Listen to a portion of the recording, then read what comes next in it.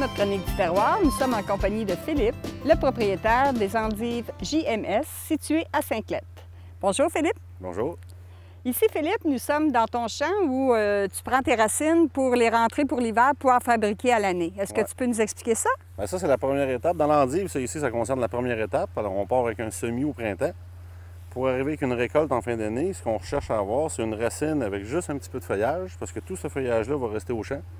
Okay. Et ce qu'on cherche à avoir, c'est vraiment ce qu'on appelle la racine de chicorée, en fin de compte, qui sert à faire la production d'endives. Après ça, qui est une étape qui se fait tout à l'intérieur, qu'on verra plus tard. OK. Mais c'est la base de tout, c'est ça ici que ça nous prend. Quand tu dis que tu laisses le feuillage ici, tu prends juste ta racine, tu rentres la racine, puis tu laisses ton feuillage dans la terre? On coupe le feuillage ici, le feuillage il reste sur la terre. Okay. Même la racine, elle va devenir beaucoup plus longue au fil de l'année et même beaucoup plus grosse, mais on cherche à avoir juste... La racine. Oui, la racine avec le point de croissance qui se situe dans les premiers centimètres ici, là, du feuillage. Puis le fait que tu laisses les feuilles ici, ça donne de l'engrais à ta terre pour l'année d'après ou c'est juste... un compostage, mais c'est parce qu'en fin d'année, le feuillage est tellement détérioré qu'il n'y a plus rien à faire avec. Alors, okay. on le coupe, il reste au champ. Il y a une machine qui fait toutes les étapes en même temps. Okay. Elle coupe le feuillage, elle ramasse la racine. Puis elle t'amène ça là-bas. Oui, on amène ça là-bas à l'usine pour faire la production d'endives après ça tout au long de l'année. Parfait. Ça fait quand même un certain temps que c'est rouvert. C'est en 1975, je crois, que tes parents avaient rouvert ça? Ouais, ça, c'est mon père qui est venu faire, le premier qui est venu faire des endives en Amérique du Nord en 1975. C'est mon père et ma mère qui sont venus immigrer ici, qui ont commencé l'endive à toute première échelle, alors à petit volume, mais tranquillement, ça s'est développé. OK. Ensuite, toi, tu es arrivé ici en 1990? Moi, j'ai commencé à travailler pour mes parents, sont venus en 1990, à faire de la commercialisation en premier. Pour finir en 2003, bien, suite au décès de mon père, que j'ai repris la relève et que maintenant je suis l'unique propriétaire. Et ma mère continue toujours quand même à m'assister. Oui, je la vois quand je vais chercher mes endives. Elle est toujours là. C'est elle encore qui vend tous les clients qui viennent à la compagnie. C'est ça. Mais sinon, je suis l'unique propriétaire depuis 2003. Alors, Philippe, tu viens de donner une toute nouvelle personnalité à tes endives. Tu peux nous en parler? Ils sont ici en avant? Oui, c'est sûr qu'on réfléchissait depuis un certain temps, mais bon, l'hiver dernier, alors l'hiver 2010-2011, on a décidé de faire un changement qui était quand même un gros changement, parce qu'on avait toujours fonctionné sur la marque Connaisseur.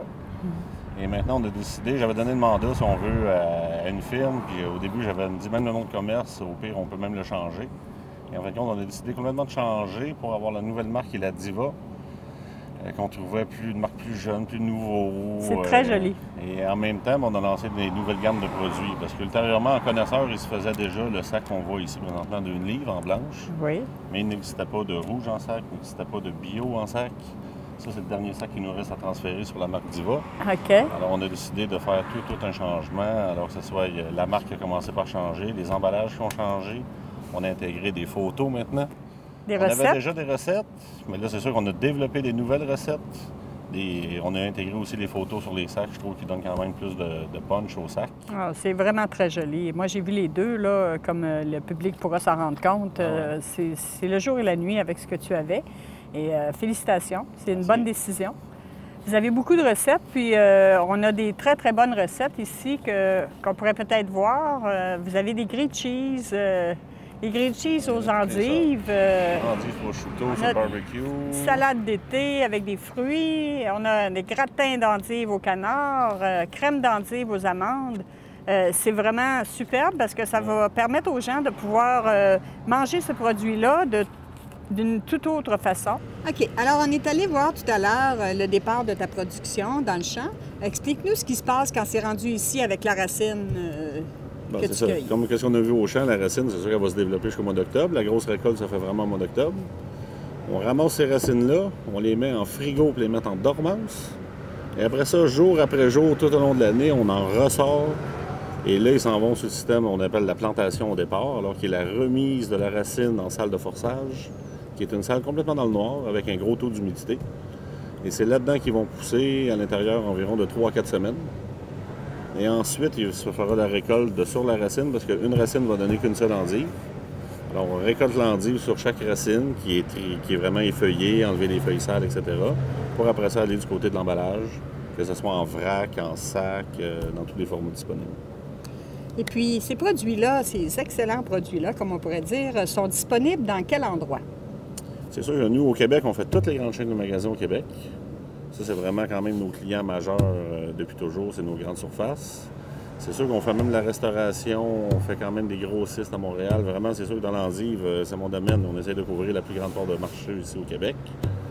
Et les gens peuvent le retrouver aussi au marchégourmet.ca. Oui, exactement, oui. Alors, ils ont juste à commander, puis ils vont les chercher au marché le mardi. C'est vraiment un excellent produit. Je te félicite. C'est un très bel emballage, puis on va aller manger les endives.